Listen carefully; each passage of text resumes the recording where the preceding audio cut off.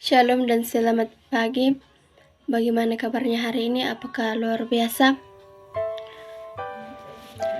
Nah, sebelum kita masuk dalam pembelajaran kita, mari kita mengangkat lagu dari hari ini Kurasa Bahagia, Free Memory.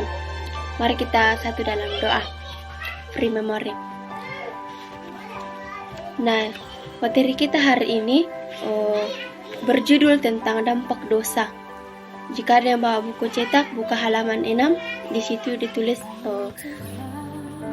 dampak dosa.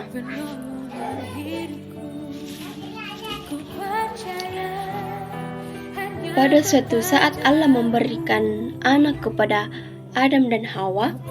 Anak pertama adalah seorang laki-laki. Mereka menamainya Kain.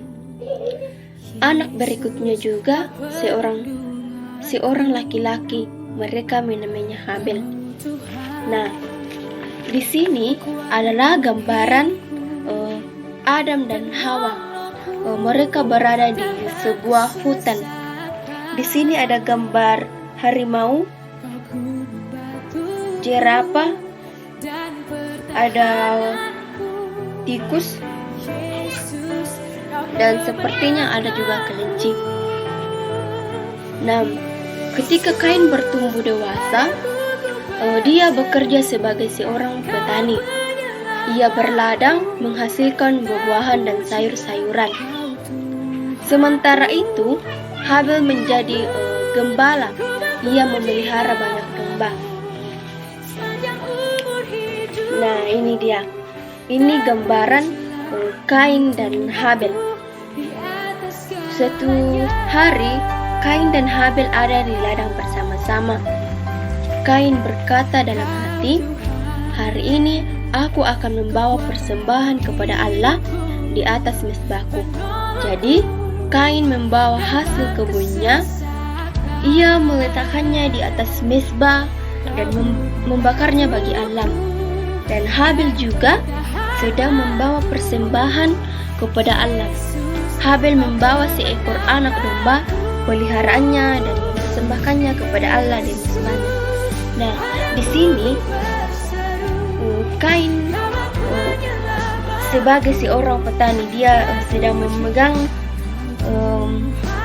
sawit, dan di sini dia di ladangnya, tetapi di belakangnya itu ada adiknya bernama Habil. Dia seorang penggembala domba. Nah,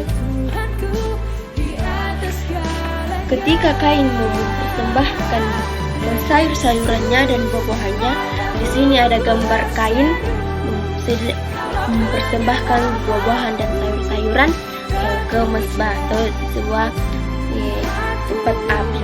Nah, di situ juga ada Habil. Habil membawa domba yang sangat gemuk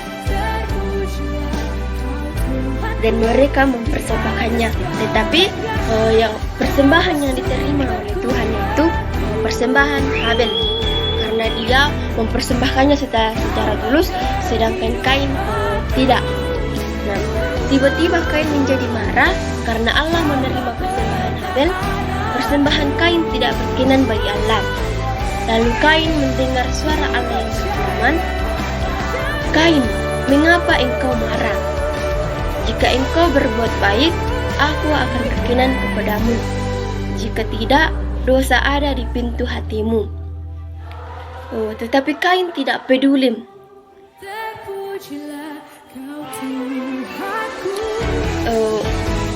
Ia mengajak Habil ke padang dan memukul Habil dengan keras sehingga Habil tersungkur. Lalu akhirnya meninggal.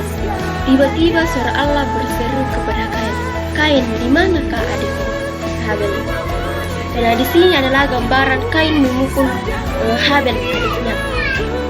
Di sini Habil sudah tersungkur atau sudah berada di tanah, dan Kain ini membawa sebuah kayu balok-balok besar.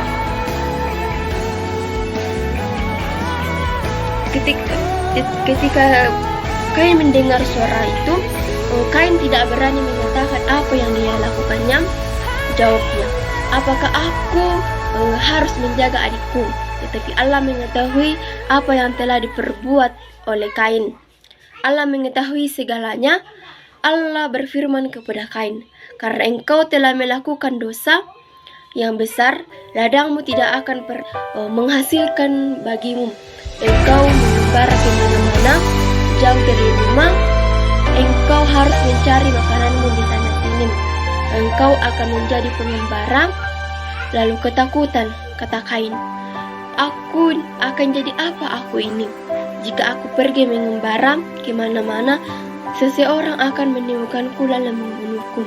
Tetapi Allah mengasihi Kain. Allah berfirman, aku tidak akan membiarkan siapapun membunuhmu. Jadi Allah membuat suatu tanda kepada Kain agar tidak seorang pun membunuhnya. Lalu Kain meninggalkan rumahnya. Jadi Allah membuat sebuah misal seperti tato di bagian tubuhnya Kain, contohnya seperti di sini. Jadi ketika ada seseorang menemukannya di jalan, orang tidak bisa membunuhnya karena di situ Tuhan sudah membuat tanda baginya, jadi orang tidak bisa membunuhnya. Meskipun seorang asing. Nah, di situ dampak dosa. Orang yang membunuh akan mendapat hukuman yang pantas. Setiap orang yang berbuat dosa akan mendapat ganjarannya. Nah, untuk melihat lebih jauh, mari kita buka Alkitab dari Matius pasal 5 ayat 21 sampai 22. Berbunyi demikian, kamu telah mendengar yang difirmankan kepada nenek moyang kita, jangan membunuh. Siapa yang membunuh harus dihukum. Tetapi aku berkata kepadamu, setiap orang yang marah terhadap saudaranya harus dihukum. Siapa yang berkata kepada saudaranya kafir harus dihadapkan ke mahkamah agama. Dan siapa yang berkata jahil harus diserahkan ke dalam harus diserahkan ke dalam neraka yang menyala-nyala. Nah, itu adalah gambaran dari firman Tuhan. Untuk itu kita mengambil kesimpulan bahwa dampak yang lebih jauh dari dosa adalah menghukum. Dampak yang lebih jauh dari dosa adalah penghukuman kekal. Yesus dengan jelas mengajarkan bahwa dosa menghancurkan dan menyesatkan manusia di akhirat. Sekian dari pembelajaran kita untuk materi hari ini. Untuk menutup pembelajaran kita hari ini, mari kita bersatu dalam doa kita berdoa.